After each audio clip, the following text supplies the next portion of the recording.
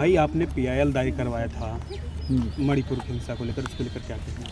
हम शुरू से ही सारी बात बताते हैं। हमने सबसे पहले 4 नवंबर 2022 को कॉलेजियम के खिलाफ दिल्ली उच्च न्यायालय में एक याचिका लगाई थी, जिसमें हमने ये कहा था कि जो DY चंद्रचूड़ चीफ जस्टिस हैं, इनकी नियुक्ति असंवैधानिक है और इनकी जो नियुक्ति की प्रक्रिया है जिसका नाम कॉलेजियम है, उसका संविधान में कहीं कोई उल्लेख नहीं है। संविधान में जो जजों की नियुक्ति की प्रक्रिया है वो है 124 खंड 2, जो स्पष्ट रूप से ये कहता है कि राष्ट्रपति दिल्ली उच्च न्यायालय और सर्वोच्च न्यायालय के जजों की एक कमेटी बनाएंगी और वो कमेटी CJI के नाम का परामर्श देगी और उस आधार पे CJI की नियुक्ति होगी। हमने RTI जब राष्ट्रपति सचिवालय में लगाई तो राष्ट्रपति सचिवालय से ये जवाब आया कि ऐसी कोई कमेटी बनी ही नहीं है, नो रिकॉर्ड्स अवेलेबल। हमने उस RTI को एविडेंस के रूप में अपने PIL में एनेक्सर के रूप में लगाया था, लेकिन ये सब सुनने के पश्चात भी दिल्ली उच्च न्यायालय ने हमारे ऊपर 1 लाख की पेनल्टी लगा दी, जबकि कानून की किसी धारा में IPC के किसी भी सेक्शन में 1 लाख की पेनल्टी का कोई वर्णन नहीं है, 1000 की पेनल्टी का वर्णन है। तो उसका भी वायलेशन करके और सीधे 1 लाख की पेनल्टी लगा देना, ये सीधे दिल्ली उच्च न्यायालय द्वारा कानून का उल्लंघन है। जब हमने ये कहा कि हमारा दंड क्या है, क्योंकि संविधान का अनुच्छेद 20B कहता है कि किस दंड के लिए, किसी भी अपराध के लिए आपको दंडित किया जाएगा, आपको अपराध तो बताना पड़ेगा। इन्होंने कहा कि ये पब्लिसिटी स्टंट है। पब्लिसिटी स्टंट IPC के किसी भी सेक्शन में अपराध नहीं है, फिर भी 1 लाख की पेनल्टी लगा देना, ये सीधे दिल्ली हाई कोर्ट द्वारा लॉ का वायलेशन है। उसके बाद लगातार पुलिस को हमारे घर पे भेज के हमको प्रताड़ित करना 1 लाख की पेनल्टी के लिए, जबकि ये काम पुलिस का नहीं है, ये काम रेवेन्यू डिपार्टमेंट का है। ये सीधा लॉ ऐसा कहता है। तो पुलिस को बार भेज के घर पे प्रताड़ित करना, हर प्रकार से हमको टॉर्चर करना। फिर हमने इस याचिका को अभी हम सर्वोच्च न्यायालय में लगाने वाले हैं। फिर हमने एक दूसरी याचिका लगाई थी, इंटरवेंशन पिटीशन मणिपुर के संदर्भ में, हस्तक्षेपीय याचिका।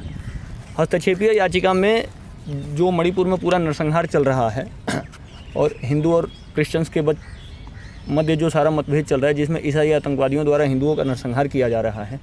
आप देखिए, पिछले 4 महीने से हिंदू लगातार मारे जा रहे हैं, लेकिन आपका सुप्रीम कोर्ट सोया रहता है, कुछ नहीं करता है। और एक क्रिश्चियन लड़की आती है, अपने कपड़े खुद फाड़ देती है, और तब आपका सुप्रीम कोर्ट जो है वो खड़ा हो जाता है कि इनके साथ गलत हो रहा है। मतलब कितने सेलेक्टिव तरीके से काम हो रहा है, और सुप्रीम कोर्ट कितना बायस्ड है। एक पूरा वकीलों का गैंग, जिसमें प्रशांत भूषण, इंदिरा जयसिंह और कई वकील हैं, और भी कई वकील हैं, एक पूरा वकीलों का गैंग है जो इनको प्रोटेक्ट करने में लगा हुआ है। वकीलों का गैंग, जजों का गैंग, देशद्रोही वकीलों का गैंग पूरा काम कर रहा है। आप समझिए कितने तरीके से काम हो रहा है, पूरी बायसिंग हो रही है यहाँ पे।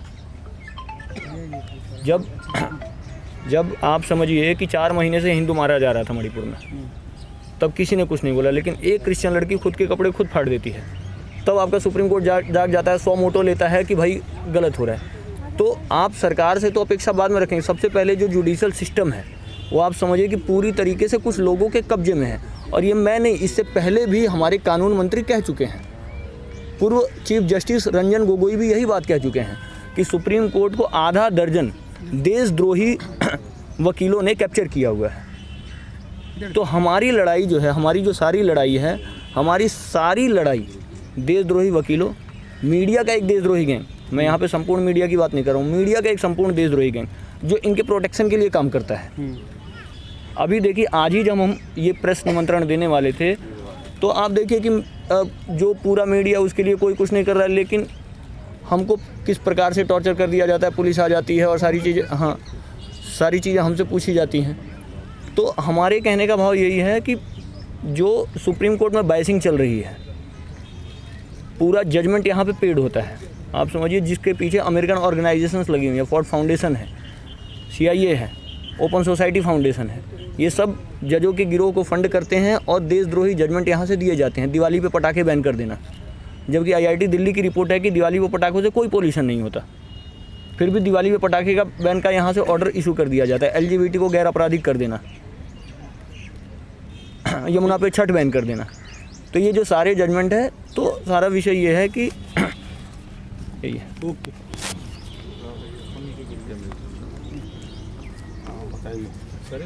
हाँ, रोड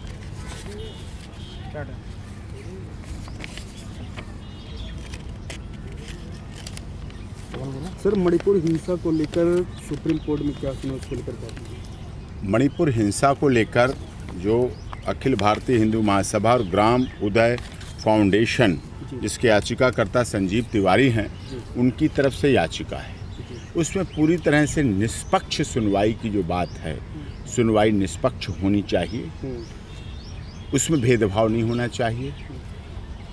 क्योंकि जिस तरह से मणिपुर हिंसा में हिंदू लोगों का गलत व्यवहार हुआ, अपमान हुआ, अत्याचार हुआ, यौन शोषण हुआ, लूटपाट हुई, हत्या हुई, मारा गया, वो निश्चित तौर पर दुखद है।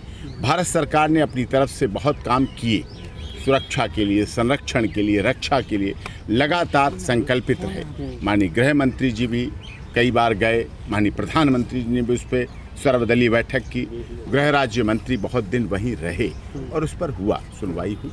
लेकिन माननीय सर्वोच्च न्यायालय ने भी अपनी जीवंतता, जागृतता दिखाए हुए लगातार इस पर सुनवाई हुई। लेकिन कहीं ना कहीं अभी भी मणिपुर में मणिपुर हिंसा के जो घाव हैं, उनमें हिंदू हैं, हिंदुत्व को मानने वाले हैं, हिंदू आस्था, श्रद्धा, विश्वास करने वाले लोगों के साथ अभी भी पूरी तरह न्याय नहीं हो पाया है। जिस तरह वह नक्सलाइट ईसाई मिशनरियों ने अपने धावा बोलकर जिस तरह से गलत, अनैतिक, गैर कानूनी, इलीगल कार्य किया है, वो बहुत ही दुखद है। और इसीलिए हमारी याचिका माननीय सर्वोच्च न्यायालय में लंबित है और जिस पर सुनवाई के दौरान ये सारी बातें आएंगी और सुनवाई निश्चित तौर पर होगी। सर, सुप्रीम कोर्ट ने साफ शब्दों में कह दिया था वहाँ के सीएम को कि इस पे जो वहाँ पे हमले हो रहे हैं उन पे कड़ी से कड़ी कार्रवाई की जाए। अगर कहाँ कमी है, केंद्र सरकार की कमी है या राज्य सरकार की कमी है? नहीं, राज्य सरकार भी अपनी तरफ से सारे काम कर रही है, केंद्र सरकार भी काम कर रही है, सुप्रीम कोर्ट ने भी काम किया। लेकिन हमें एक ऐसी व्यवस्था बनानी चाहिए, भारत सरकार हो चाहे राज्य सरकार हो, ऐसी व्यवस्था चाहिए जो ऐसी घटनाएं दोबारा न पनपे, न दोबारा मणिपुर जैसी घटनाएं हो पाएं और ऐसा हमारा पूर्वांचल जो राज्य हैं, पूर्वोत्तर प्रदेश हैं, जो हमारे मणिपुर, मेघालय, मिजोरम, अरुणाचल प्रदेश, आसाम, गुवाहाटी, ये सब हैं, इनको अलग थलग न करने की कोशिश की जाए। उनको साथ जोड़ के हमारे भारत का एक अभिन्न हिस्सा है और उसके साथ वहाँ की हिंसा, वहाँ की महिलाओं, वहाँ की बुजुर्ग महिलाओं के साथ, वहाँ के बच्चों के साथ, वहाँ हिंदू मंदिरों के साथ और हिंदुओं के साथ जो ऐसी दुखद घटनाएं होती हैं वो कभी ना हो। इसी पर माननीय सर्वोच्च न्यायालय में सुनवाई चल रही है, आगे भी सुनवाई होगी तो हम उस बात को रखेंगे। सर, इस घटना में जो उजागर हुआ है, क्या इससे पूर्व वास्तव में हिंदुओं पर लंबे समय से अत्याचार हो रहा था? लंबे समय से अत्याचार हो रहा था, बहुत समय। अब तो भारत सरकार ने बहुत सुधारने का प्रयास किया 9.5 साल में। 9.5 साल से पीछे का समय देखेंगे तो ऐसी घटनाएं होती थी, महीनों मणिपुर बंद रहता था, महीनों, सोचिए आप, एक दिन, 2 दिन, महीनों कर्फ्यू लगा रहता था।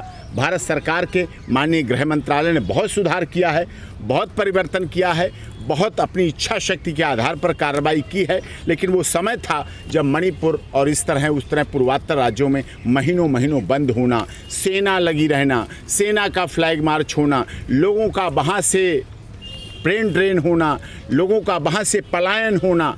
ये पलायन क्यों होता? वो तो इतने सुंदर राज्य हैं, इतने प्रकृति से परिपूर्ण है, प्राकृतिक संपदा से परिपूर्ण राज्य हैं, लेकिन वहाँ ऐसा क्यों होता है? इसके पीछे यही कारण है कि कहीं ना कहीं वहाँ सुरक्षा, संरक्षण और कानूनी व्यवस्था मजबूत नहीं है। कानूनी व्यवस्था मजबूत ना होने की वजह से ऐसा हो रहा है। अब तो बहुत जांच एजेंसियाँ काम कर रही हैं, CBI भी कर रही है, NIA भी कर रही है, सब कुछ वहाँ कर रहे हैं। और जो भी समाज विरोधी, देश विरोधी, एंटी सोशल एलिमेंट्स हैं, जो ऐसी गतिविधियां हैं जो हमारे मणिपुर, मेघालय, मिजोरम, अरुणाचल प्रदेश, आसाम, गुवाहाटी, इन सबको अलग थलग करना चाहते हैं, वहाँ जातिगत हिंसा फैलाना चाहते हैं, धार्मिक हिंसा फैलाना चाहते हैं, वो धार्मिक और जातिगत हिंसा ना हो और हमारे देश का अभिन्न हिस्सा के रूप में वहाँ रहे, इस बात पर बहुत हमें जोर देना है।